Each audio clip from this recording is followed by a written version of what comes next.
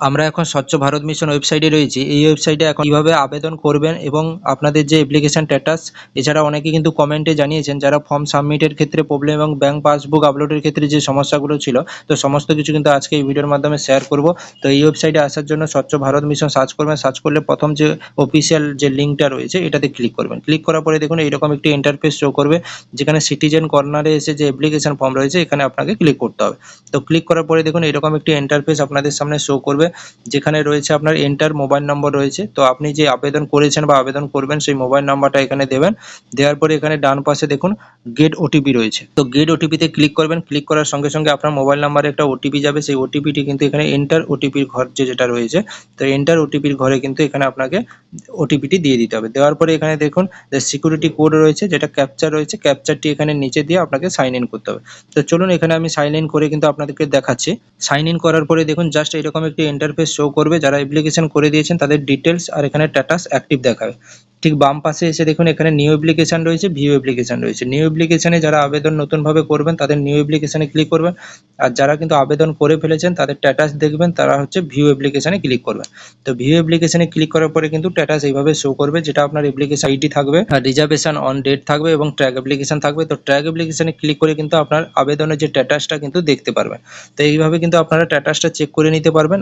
আর যারা আবেদনের ক্ষেত্রে যে প্রবলেমটা ফিল করেছেন, যেটা কমেন্টে অনেকে কিন্তু জানিয়েছেন যে এখানে কিন্তু আবেদনের ফর্ম সাবমিট করতে গিয়ে ফর্ম সাবমিট হচ্ছে না, ব্যাকে চলে আসছেন।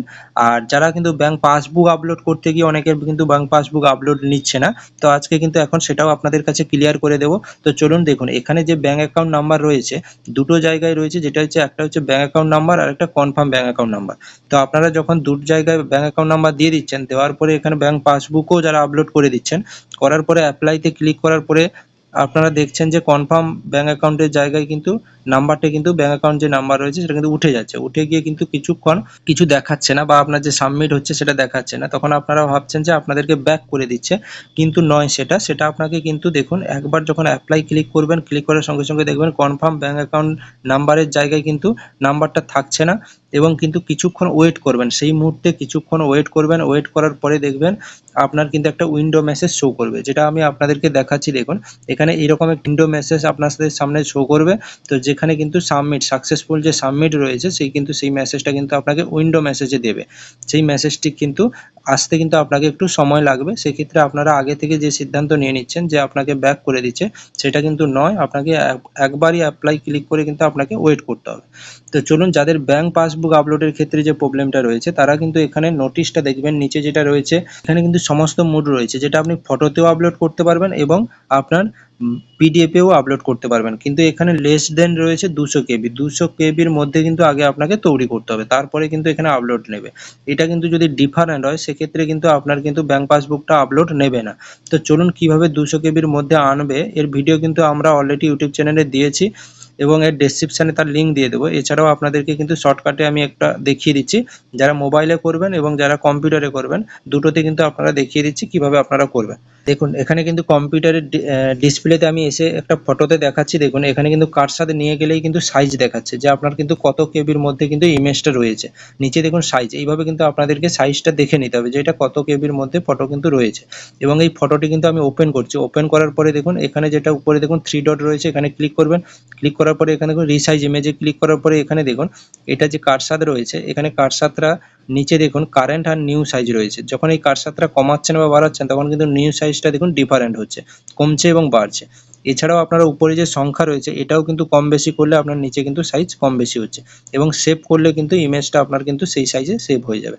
তো আর যারা কিন্তু মোবাইলে করছেন, অ্যাপস ছাড়াই সহজে করতে পারবেন খুব কম সময়ের মধ্যে, তারা কিন্তু ফটোটি যখন তুলবেন ব্যাংক পাসবুকের কিছুটা দূর থেকে তুলবেন। তোলার পরে কিন্তু পরপর যখন ক্রপ করতে যাবেন তখন কিন্তু কেবি কমতে থাকবে।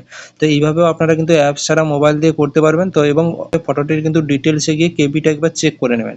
চেক করার পরে কিন্তু আপলোড করবেন, সেক্ষেত্রে আপনার কিন্তু আপলোড হয়ে যাবে। তো এই কেবির মধ্যে যদি আপনার ফটো থাকে অবশ্যই কিন্তু আপলোড নেবে, সেক্ষেত্রে আপনার কিন্তু কোনো প্রবলেম হবে না। তো কেবি ডিফারেন্ট থাকলে কিন্তু আপনার কিন্তু সেক্ষেত্রে ব্যাঙ্ক পাসবুক কিন্তু আপলোড নেবে না। তো আজকে কিন্তু এই ভিডিওর মাধ্যমে আপনাদেরকে কিন্তু সমস্ত কিছু কিন্তু সমস্যাগুলো তুলে ধরলাম এবং স্ট্যাটাস কিভাবে দেখবেন এবং অ্যাপ্লিকেশন কিভাবে করবেন, তো সেটাও সাবমিটের ক্ষেত্রেও আপনাদেরকে শেয়ার করলাম। তো সাবমিট করার পরে আপনারা এইভাবে কিন্তু স্ট্যাটাসটাও চেক করতে পারবেন। তো চলুন আজকের ভিডিওটি এই পর্যন্ত। চ্যানেলটি অবশ্যই সাবস্ক্রাইব করে পাশে বেল আইকন প্রেস করে রাখবেন, যাতে পরবর্তী এরকম ইনফরমেটিভ ভিডিও সবার আগে পাওয়ার জন্য।